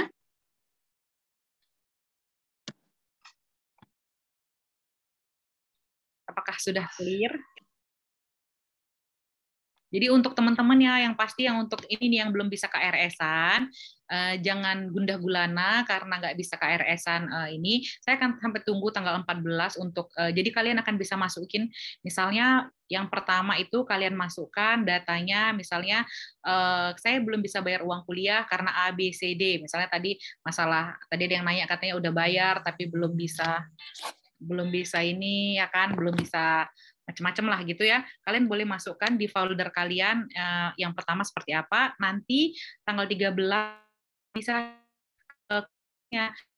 bisa langsung masukkan ke dalam folder kalian, langsung diperbaharui ke folder kalian, nanti kita akan cek. Tapi untuk orang-orang yang saya terdata bahwa kalian menyusulkan, mohon dikonfirmasi kepada saya. Jadi kita bisa melihat bahwa oh ini udah ada apa belum gitu. Oke, ada lagi yang mau ditanyakan? Boleh ditanyakan sekarang, teman-teman. Jangan di PC-PC lagi, Ibunya, biar sekalian kita jawab di sini sama-sama. Oh iya, untuk rekaman Zoom-nya, ini nanti akan dibagikan di YouTube Pema Fakultas Psikologi Satukan Hati. Teman-teman juga bisa menonton ulang di YouTube Pema. Oke, teman-teman? Nanti tolong kasih linknya ya, biar nanti kalau ada yang nanya, saya bilang, oke, tonton videonya gitu ya. Oke, siap, Bu. Oke, teman-teman, ayo tanya lagi dong. Masih ada nih waktunya nih. Masih lumayan banyak untuk pertanyaan. Ya, saya soalnya berharap Sabtu Minggu ini agak tenang. Besoknya kan udah mulai Senin, saya udah mulai udah mulai ngelihatin siapa-siapa nih yang berkas-berkasnya. Jadi berilah saya ketenangan Sabtu Minggu ini ya. Dimohon bantuannya. Gitu. Oke, teman-teman, emang nggak ada lagi nih mau nanya? Ada Bu, pertanyaan dari Rini. Selamat siang, saya Rini Antika, 18067, izin bertanya terkait jawaban dari pertanyaan laki tadi, bagaimana jika jurnal yang terbaru, apakah masih bisa digunakan atau hanya yang bersumber dari buku saja? Terima kasih, Bu. Ya, jadi gini, ya kalau kita mau cerita tentang suatu teori, sekarang kalau umpamanya tadi kan Lucky kan kita cerita tentang teori. Nah, teori tidak bisa disitasi dari jurnal. Karena apa? Ini mungkin udah dijelasin sama dosen metodologi kalian. Jadi gini, ketika misalnya saya menulis suatu teori, saya ngambil teori dari Yang, waktu itu tentang internet addiction. Begitu saya menerjemahkan si definisi dari Yang, di dalam tulisan saya, tentu saya punya persepsi kan, tentang apa yang saya pahami dari teori Yang. Saya tuliskanlah dengan bahasa saya sendiri. Ada persepsi saya di dalamnya.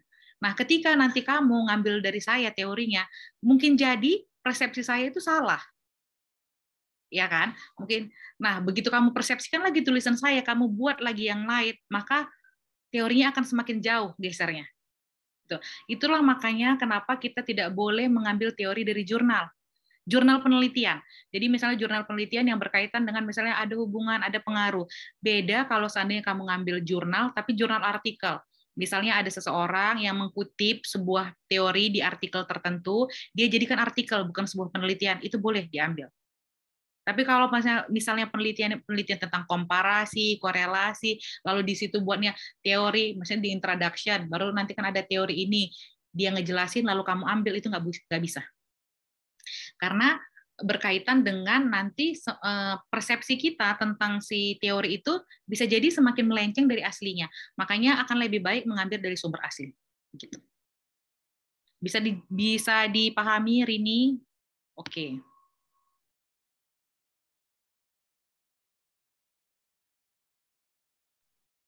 Oke, ada pertanyaan lanjutan nih, Bu.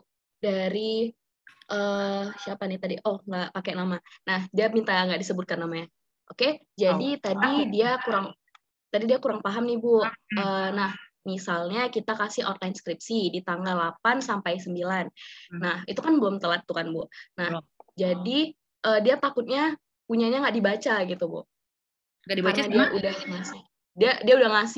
Dia udah ngasih outline skripsinya tanggal 8 sampai 9. Tapi nggak dibaca sama dosen maksudnya? Iya, dia takutnya nggak dibaca sama dosen gitu. Ya, makanya kan saya nanti akan memasukkan makanya kalian harus kirim ke saya berkasnya dari Google Form. Nanti kan misalnya dosennya atas nama misalnya Mbak Ferry gitu. Ada 8 mahasiswa nih. Nanti 8 mahasiswa ini akan saya kasih ini Pak, ininya linknya. Nah, yang mana yang diokekan sama Pak Ferry. Jadi harapannya semua akan dibaca. Makanya ketika kalian misalnya mengirim, ini tips juga ya, ketika kalian mengirimkan outline kepada dosennya, kalian juga bisa ngejelasin bahwa Pak, saya maksud tujuan saya kan ada saya buat ya, bagaimana caranya menyampaikan email gitu ya. Jadi kamu bisa bilang mohon judul saya ini, lalu kamu bisa kasih penjelasan singkat bahwa saya tertarik meneliti ini berkaitan dengan apa. Jadi dosennya pun udah tahu, oh maksud mahasiswa ini dia mau ngelihat yang ini gitu. Jadi kayak kamu bikin abstrak tapi kecil aja ya, 1 paragraf. Jadi dosennya tahu bahwa oh anak ini mau meneliti ini. Kalau menarik pasti kan dia akan baca. Jadi saya tidak bisa memastikan dosennya membaca, tapi ketertarikan dosen untuk membaca adalah tanggung jawab kita masing-masing gitu ya, pribadi. Kenapa saya bilang begitu? Ini kan proyek yang saya buat ini berkaitan dengan cara kita melamar di luar negeri. Di luar negeri kita hanya boleh kasih dua page saja untuk menggambarkan keinginan kita meneliti. Nah, biasanya kita akan juga masukkan ke dalam email. Nah, di email itu kita kan mau ngelamar jadi mahasiswanya. Jadi, ketika kamu tuliskan sedikit sesuatu hal yang menarik dan membuat dosennya, saya pengen baca nih proposalnya, itu adalah tugas yang bersangkutan gitu. Bagaimana semenarik mungkin kamu meng-email dosen kamu yang mau kamu lamar. Sama ketika kamu kayak mau ngelamar pekerjaan, kan kita harus menarik. Gimana caranya dosennya itu terdorong untuk mengklik apa yang udah kamu tuliskan, gitu. Oke, saya rasa sudah cukup menjawab ya. Kemudian ada pertanyaan tambahan juga nih Bu yang masuk ke PC saya. Nah, jadi pertanyaannya kalau IP di portal masih error tuh gimana ya Bu? Kan itu ngaruh ke KRS dan KHS. Nggak apa-apa. Makanya saya bilang kan intinya kalian kan harus menstabilo. Nah, dari stabilo itu kalian lihat berapa nilai kalian secara keseluruhan, kalian bagi secara manual karena udah pasti yang kalau kalian ada perbaikan-perbaikan pasti itu ada errornya. Makanya dari kalian ngambil IPK-nya itu dari yang kalian stabilo. Gitu. Nah, IPK juga akan berpengaruh loh. Dosen-dosen juga akan lihat, nih anak IPK-nya berapa, kira-kira ini enggak ya, gitu. Kira-kira akan progres lebih baik enggak? Biasanya ada juga dosen yang melihat dari IPK-nya. Jadi bagusnya kalian harus menuliskan IPK kalian yang sebenarnya gitu. Jadi bisa dicek oh dosennya oh ini. Terus kadang-kadang misalnya dosen-dosen tertentu juga misalnya kamu ngambil di bagian perkembangan, kami juga harus lihat dong dia mata kuliah perkembangannya bagus nggak? Ngambil nggak misalnya pilihan perkembangan gitu kan? Untuk memastikan bahwa ketertarikan kamu memang di bagian perkembangan gitu. Ada lagi nggak? Kira-kira itu sih tips ya, mungkin ada yang lihat, ada yang enggak pasti bahwa kita misalnya setiap dosen tuh ngelihat IPK-nya. Karena saya berharap sekali bahwa tentunya dengan kuota yang banyak, semua mahasiswa bisa diakomodir untuk bisa masuk punya pembimbing gitu. Oke, mungkin sudah cukup menjawab pertanyaan yang sebelumnya. Nah, sekarang masih ada yang ingin bertanya lagi atau tidak dari teman-teman? Sambil nunggu pertanyaan, saya kasih tips ya. Jadi untuk teman-teman ini kan topiknya banyak. Jadi kalian jangan berpikir kalian lulus di tahap pertama. Pikirkan bahwa kalian mungkin tidak lulus di tahap pertama dan harus mencoba ke tahap kedua. Makanya kalian juga harus mempersiapkan, karena nanti PKRS-nya kan tidak terlalu panjang. Jadi kalian harus siapkan beberapa judul juga yang lain, supaya kalau seandainya ditolak, begitu nanti mau tahap kedua, kalian oh kuota dosen ini ternyata udah penuh, yang berarti nggak bisa nih, ternyata yang saya buat cadangan ternyata udah penuh. Oke, berarti cadangan yang kemana nih? Cadangan yang kemana gitu.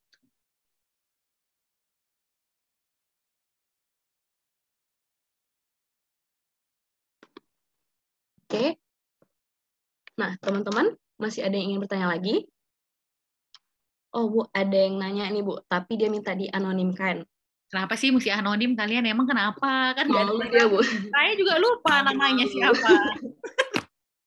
Terus Nah, lanjut. jadi dia nanya nih, kenapa sih psikologi harus pakai outline skripsinya gitu?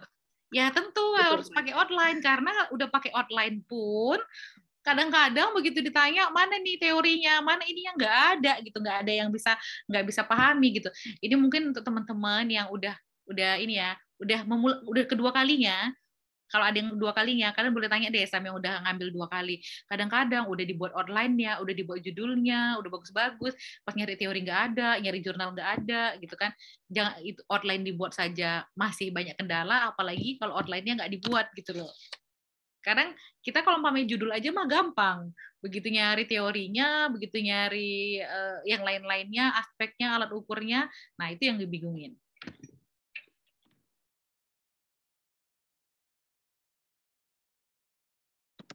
Oh, satu lagi ya untuk alat ukur. Misalnya kalian boleh bilang alat ukurnya, misalnya saya mau pakai Likert dengan gunakan ini. Jadi nggak mesti misalnya harus alat ukur yang sudah jadi. Jadi rencana saya buat alat ukurnya seperti apa gitu, dengan skala Likert, dengan aspek dari teori ini gitu. Jadi tahu gitu apa yang ya, rencananya seperti apa gitu. Atau misalnya mau ngadaptasi, kalau udah ada skalanya, oh saya mau ngadaptasi dari skala ini boleh gitu.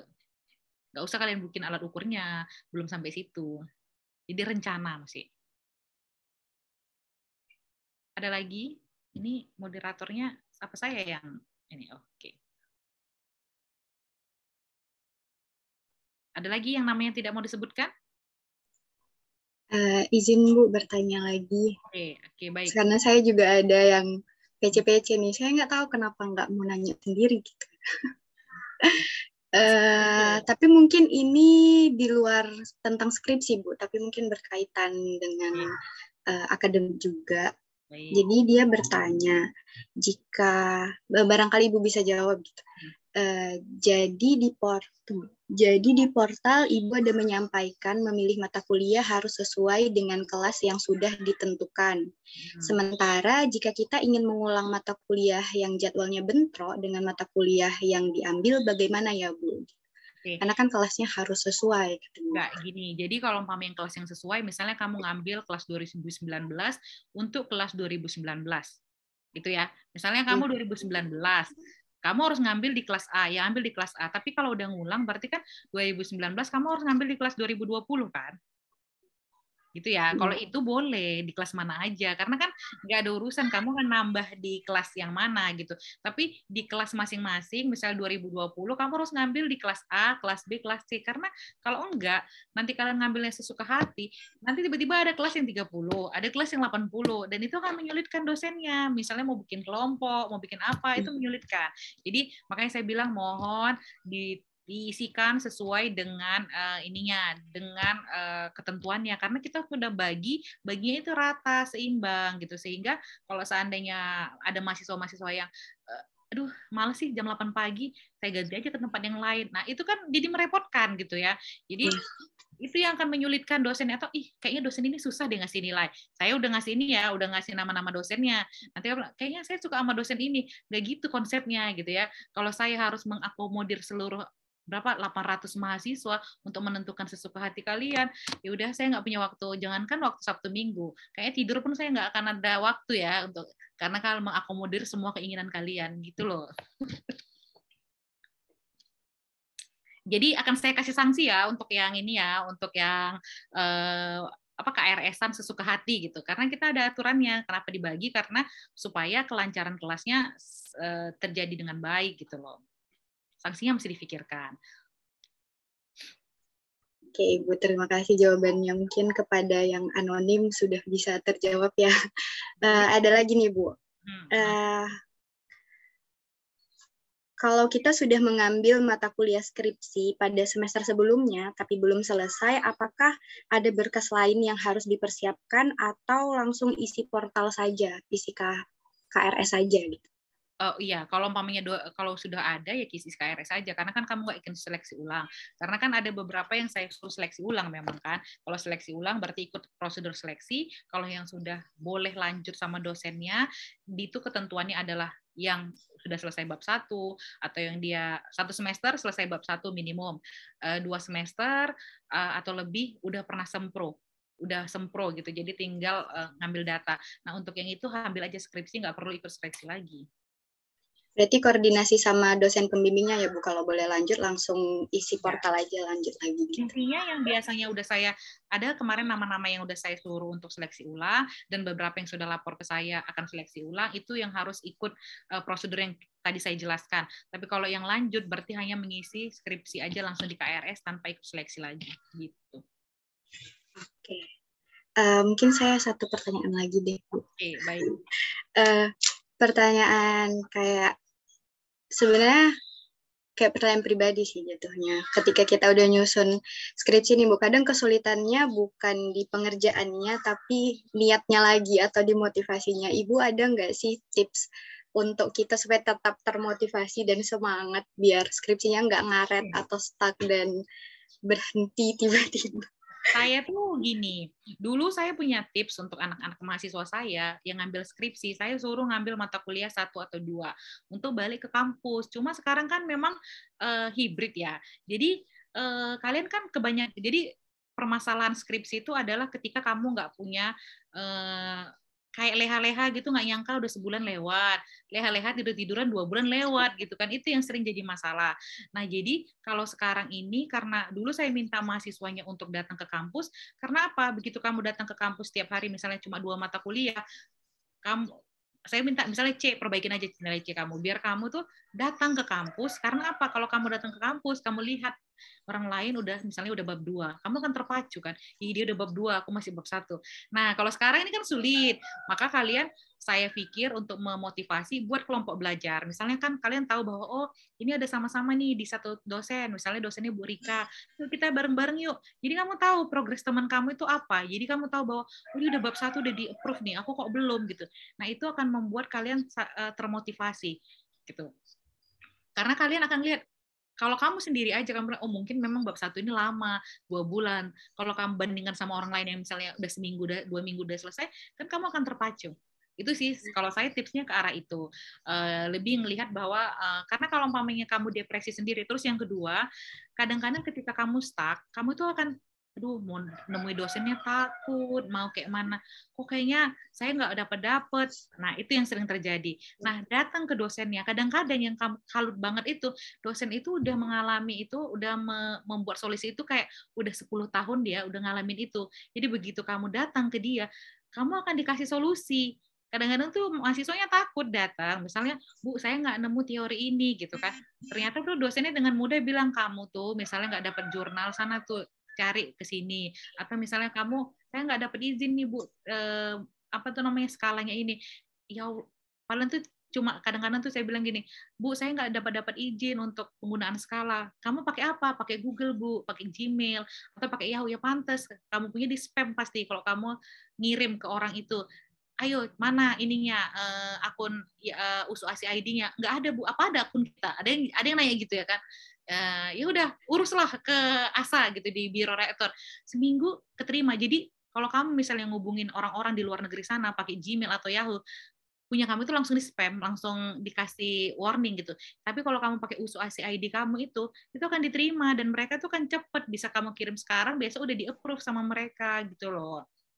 Jadi kadang-kadang hal-hal yang membuat kamu itu depresi sendiri itu kalau diomongin sama dosennya, kadang-kadang itu jadi lebih gampang, lebih mudah. Jadi saran saya tuh yaitu berteman sama teman-teman yang segrup. Yang kedua, proaktif datang ke dosennya. Kadang-kadang dosennya sibuk, jadi nggak sempat juga dia memikirkan siapa mahasiswa saya ini yang belum datang-datang gitu loh. Jadi bukan berarti kamu dilupakan, tapi dosennya juga punya kesibukan gitu. Kadang-kadang nggak sempat untuk memastikan. Kayak saya misalnya, saya punya mahasiswa 15. Nggak kepikir sama saya kalau nggak datang pun udah yang 10 aja, kalau datang 10 aja udah bikin saya sibuk gitu loh. Apalagi yang 5-nya udah hilang gitu loh. Itu sih saran saya supaya kamu termotivasi. Ya yang paling penting satu lagi bikin timeline. Kalau timelinenya udah lewat berarti kan kamu salah gitu loh.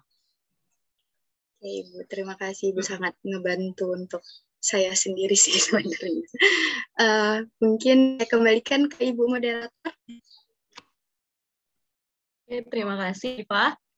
Nah, Bu, ada 2 pertanyaan terakhir nih. Yang pertama ada pertanyaan seputar stabilo ya, apa aja yang harus di-highlight gitu. Nah, jadi ada yang bertanya apakah di kertasnya langsung atau secara online di-scan baru di-highlight atau nah, satu lagi pertanyaannya, ini yang di-highlight itu total keseluruhan SKS yang kita ambil atau cukup highlight SKS per semester aja. Jadi intinya apa aja gitu Bu yang di-highlight gitu. Pokoknya intinya gini, kamu kan ambil KHS kamu itu yang mana yang udah lulus, itu yang di-highlight. Misalnya kamu udah lulus 120, ya nggak apa-apa, 120-nya di-highlight.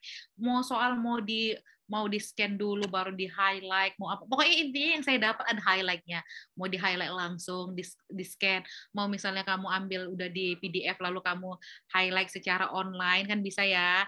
Atau misalnya dari screenshot terus kamu highlight secara pakai aplikasi handphone atau apapun, yang penting saya tahu oh ini berapa nih, nanti kita hitung capai 180 gitu loh, itu intinya ya. Kira-kira itu bisa menjawabkah Ibu ini Fatia? Ya Bu, oke. Bisa menjawab Bu, sudah cukup jelas jawaban Ibu. Nah, ada pertanyaan terakhir nih Bu sebelum kita tutup sesi tanya jawab. Nah, jadi ada yang bertanya dari Fadila Fairus Salsabila. Nah, jika semester lalu sudah mengambil skripsi dan belum sempro, nilainya di portal juga masih kosong, itu bagaimana ya Bu? Apakah nilainya akan kosong atau E? Biasanya sih harusnya tapi kalaupun dikosongkan ya nggak apa-apa. Kamu kadang-kadang memang skripsi itu nggak dibuat karena kan kamu akan ngambil skripsi lagi, ya nggak masalah, tapi berarti skripsinya nggak usah dibuat karena kan memang berarti nggak perlu di stabilo juga gitu. Oke Bu, saya rasa kita sudahi saja sesi tanya jawabnya karena juga udah lama tadi kan kita sesi tanya jawabnya dan saya rasa udah nggak ada lagi yang bertanya. Nah, sekarang kita... Ada yang mau bertanya? Oh, ada lagi yang mau bertanya. Selamat pagi, selamat siang Bu Rahmi. Saya Nisa Nadila dengan NIM 19130101. Saya izin bertanya terkait dengan pertanyaan dari Kak Ridi tadi yang mengenai sistem akademik. Jadi gini Bu, saya mau pindah kelas gitu Bu, karena saya mengambil mata kuliah ulangan gitu, mengulang mata kuliah. Namun itu bentrok dengan jadwal mata kuliah wajib saya yang ada di semester 6. Apa boleh Bu itu pindah ke kelas lain gitu Bu, yang sama harinya dengan jadwal mata kuliahnya seperti itu Bu? Gini, jadi yang nggak boleh pindah itu yang kamu anak berapa? 19? 2019 Bu. Nah, kamu anak 19, kamu nggak boleh pindah untuk mata kuliah yang 19.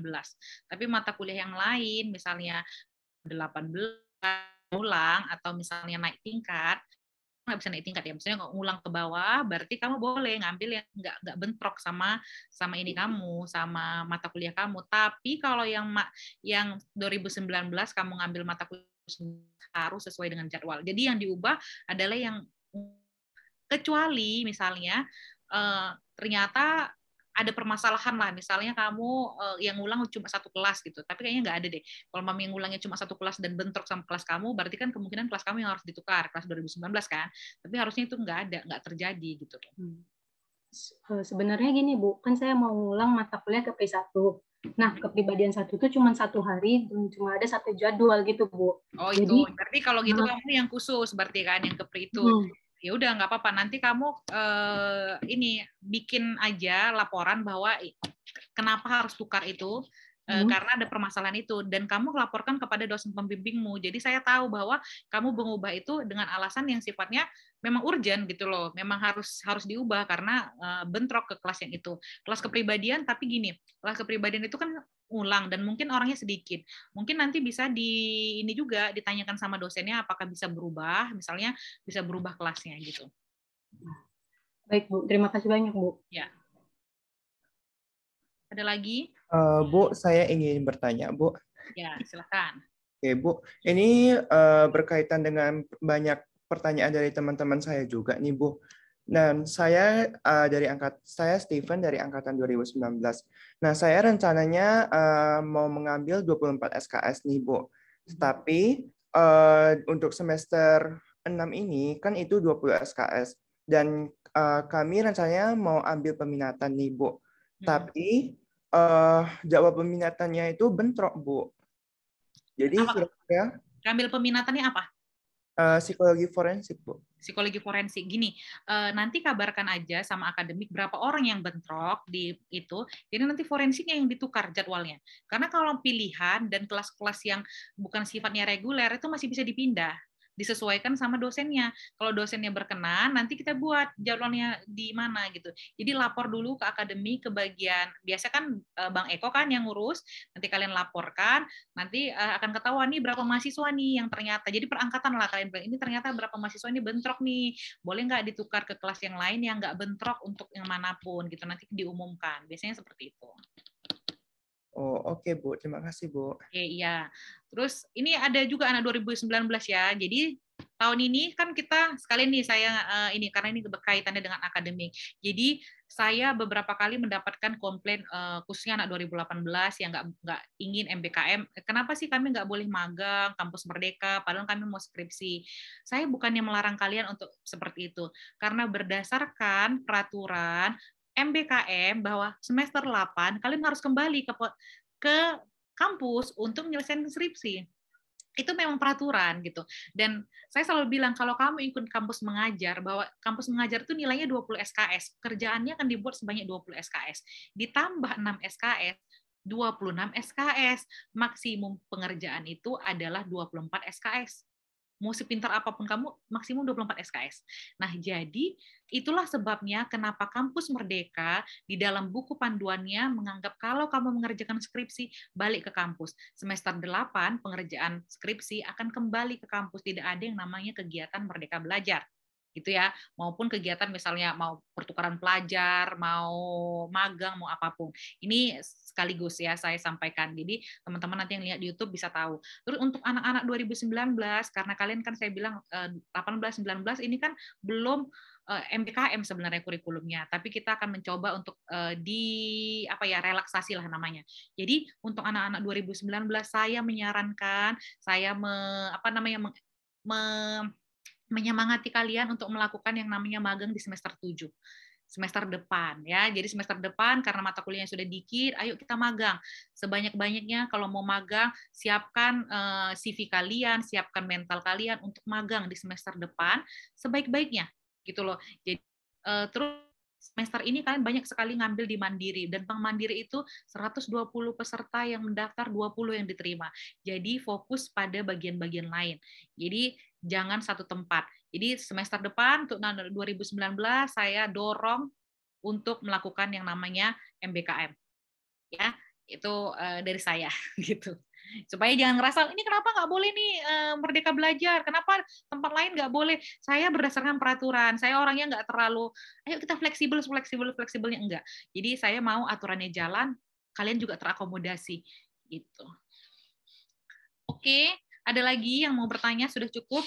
Tadi sebenarnya saya ada mau bilang tentang skripsi tapi saya lupa gitu. Oh, intinya gini, saya selalu bilang bahwa ingat bahwa skripsi itu bukan suatu hal yang menakutkan gitu. Jangan sampai skripsi itu membuat kalian depresi. Kesehatan mental adalah hal yang utama. Bagaimana caranya kalian bisa sadar bahwa oh ini kira-kira saya ini udah bermasalah atau tidak. Jadi kalau seandainya kalian ngerasa bahwa sangat depresi, ya kalian harus berusaha cari bantuan. Entah itu teman, sharing, entah itu orang tua, entah itu keluarga atau yang lain-lain. Jadi intinya jangan depresi untuk suatu hal yang sifatnya ini kan sudah dikerjakan semua orang. Nah, intinya skripsi tidak akan selesai kalau tidak dikerjakan. Ya, jadi bekerjalah. Misalnya satu hari apa yang mau dikerjakan? Entah itu menulis judul, entah itu menulis satu paragraf. Yang penting skripsi tidak akan selesai kalau tidak dikerjakan. Kerjakanlah sedikit demi sedikit. Salah diulang. Jadi harus ada waktu per hari untuk mengerjakan skripsi. Kalau tidak, dia akan lewat begitu saja dan semester habis. Gitu. Oke, itu saja dari saya. Oke, terima kasih Bu. Nah, jadi kita udah cukup panjang ya waktu kita untuk membahas perihal skripsi ini. Nah, jadi kira-kira poin-poin pentingnya semoga udah teman-teman catat. Dan kalau ingin ada pertanyaan yang masih menjanggal lagi, boleh dilihat lagi, tonton ulang lagi. Ini rekaman videonya ada di YouTube, Pema Satukan Hati. Oke? Nah, jadi kita sudah mau masuk di penghujung acara, tapi sebelum kita tutup acaranya, nah jadi kami dari panitia ingin menyerahkan simbolisasi sebagai tanda terima kasih kepada Ibu Rahmi yang sudah meluangkan waktu untuk menjadi pemateri pada hari ini. Nah, kepada Ketua Panitia Agung Pratama, saya persilahkan untuk menyerahkan simbolisasi.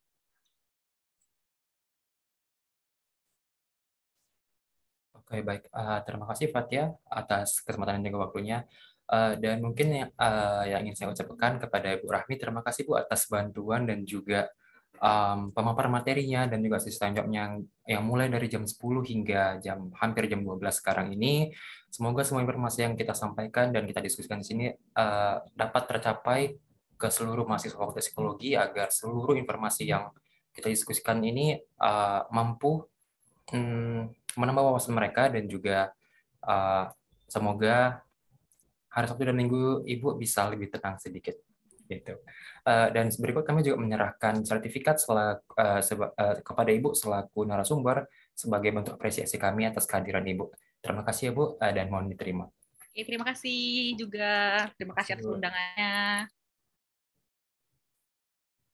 Baik, terima kasih Bu. Dan berikutnya saya kembalikan kepada Fathia. Oke, terima kasih Agung. Nah, sekarang sebelum kita tutup lagi nih, kita foto bareng dulu ya. Kita kan belum ada dokumentasi dari tadi. Oke, teman-teman yang join Zoom ini boleh di-on-kan kameranya. Kita mau foto dulu. Untuk sesi foto, saya serahkan ke panitia, Stephen. Boleh Stephen ambil alih, Stephen? Oke, kepada teman-teman diharapkan untuk on kameranya sebentar.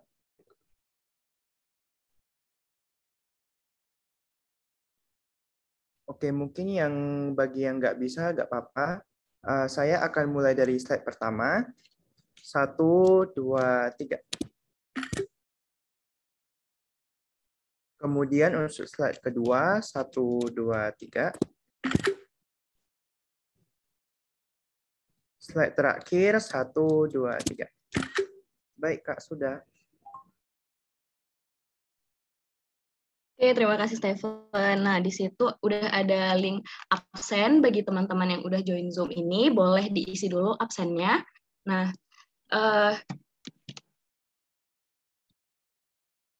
kita udah sampai di penghujung acara. Jadi sebelum saya tutup acaranya, saya ingin mengucapkan terima kasih lagi kepada Ibu Rahmi yang udah mau meluangkan waktunya untuk menjadi pemateri di acara hari ini dan kepada teman-teman. Semoga acara hari ini dapat memberikan manfaat dan juga dapat memberikan insight bagi teman-teman yang masih bertanya-tanya mengenai skripsi di fakultas kita. Oke, akhir kata saya tutup acara ini. Assalamualaikum warahmatullahi wabarakatuh. Selamat siang teman-teman, selamat siang Bu Rahmi. Terima kasih. Assalamualaikum warahmatullahi wabarakatuh. Oke, terima kasih. Assalamualaikum warahmatullahi wabarakatuh. Saya izin ya keluar. Baik, Bu. Terima kasih Bu atas kehadirannya. Terima kasih Bu. Terima kasih teman-teman semua. Ya, mengerjakan ininya ya, mengerjakan proposal skripsinya untuk besok terakhir. Jangan telat. Oke, baik. Siap, Ibu. Permisi ya.